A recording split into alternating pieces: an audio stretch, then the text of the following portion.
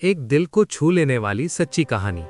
कृपया कभी भी शराब पीकर और मोबाइल पर बात करते समय वाहन ना चलाएं। मैं एक दुकान में खरीदारी कर रहा था, तभी मैंने उस दुकान के कैशियर को एक 5-6 साल के लड़के से बात करते हुए देखा।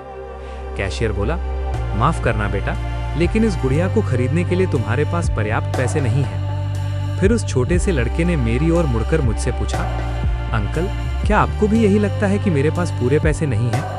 मैंने उसके पैसे गिने और उससे कहा, हाँ बेटे, ये सच है कि तुम्हारे पास इस गुड़िया को खरीदने के लिए पूरे पैसे नहीं हैं। वो नन्हा सा लड़का अभी भी अपने हाथों में गुड़िया थामे हुए खड़ा था। मुझसे रहा नहीं गया। इसके बाद मैंने उसके पास जाकर उससे पूछा कि ये गुड़िया वो किसे देना चाहता है। इस पर उसने उत्तर दिया कि ये वो गुड़िया है जो उसकी बहन को बहुत प्यारी है और वो इसे उसके जन्मदिन के लिए उपहार में देना चाहता है। ये गुड़िया पहले मुझे मेरी मम्मी को देना है, जो कि बाद में जाकर मेरी बहन को दे देंगी। ये कहते कहते उसकी आंखें नम हो आई थीं। मेरी बहन भगवान के घर गई है और मेरे पापा कहते हैं कि मेरी मम्मी भी जल्द ही भगवान से मिलने जाने वाली हैं। तो मैंने सोचा कि क्यों ना वो इस गुड़िया को अपने साथ ले जाकर मेरी बहन को दे दें।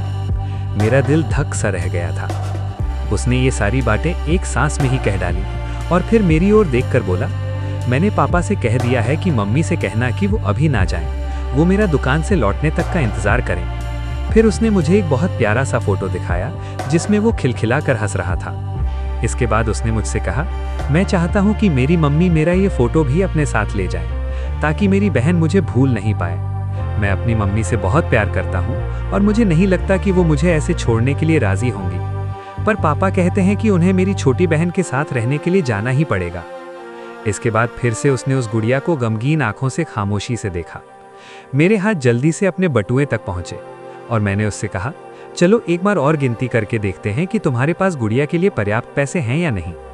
उसने कहा, ठीक है, पर मुझे लगता है मेरे पास पूरे पैसे हैं। इसके बाद मैंने उससे नजरें बचाकर कुछ पैसे उसमें जोड़ दिए और फिर हमने उन्हें गिनना शुरू किया। ये पैसे उसकी गुड़िया के लिए काफी थे। यही नहीं, कुछ पैसे अतिरिक्त बच भी गए थे। नन्हे से लड़के ने कहा, भगवान का लाख लाख शुक्र है मुझे इतने सारे पैसे देने के लिए। फिर उसने मेरी ओर देखकर कहा कि मैंने कल रात सोने से पहले भगवान से प्रार्थना की थी कि मुझे इस गुड़िया को खरीदने के लिए पैसे दे देना ताकि मम्मी इसे मेरी बहन को दे सके, और भगवान ने मेरी बात सुन ली। इसके अलावा मुझे मम्मी के लिए एक सफ़ेद गुलाब खरीदने के लिए भी पैसे चाहिए थे, पर मैं भगवान से इतने ज़्यादा पैसे मांगने की हिम्मत नहीं कर पाया था। पर भगवान ने तो मुझे इतने पैसे दे दिए हैं कि अब मैं गुड़िया के साथ साथ एक सफ़ेद गुलाब भी खरीद सकता हूँ। मेरी मम्मी को सफ़ेद गुलाब बहुत पसंद है। फिर हम वहां से निकल गए। मैं अपने दिमाग से उस छोटे से लड़के को निकाल नहीं पा रहा था।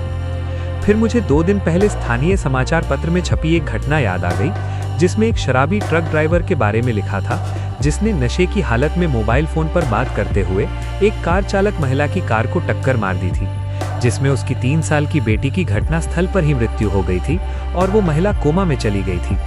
अब एक महत्वपूर्ण निर्णय उस परिवार को ये लेना था कि उस महिला को जीवन रक्षक मशीन पर बनाए रखना है अथवा नहीं, क्योंकि वो कोमा से बाहर आकर स्वस्थ हो सकने की अवस्था में नहीं थी। क्या वो परिवार इसी छोटे लड़के का ही था? मेरा मन रोम रोम कांप उठा। मेरी उस नन्हे लड़के के साथ हुई मुलाकात के 2 दिन बाद मैंने अखबार में पढ़ा कि उस महिला को बचाया नहीं जा सका। मैं अपने आप को रोक नहीं सका और अखबार में दिए पते पर जा पहुंचा, जहां उस महिला को अंतिम दर्शन के लिए रखा गया था। वो महिला श्वेत धवल कपड़ों में थी, अपने हाथ में एक सफेद गुलाब और उस छोटे से लड़के का वो फोटो लिए हुए, और उसके सीने पर रखी हुई थी वही गुड़िया।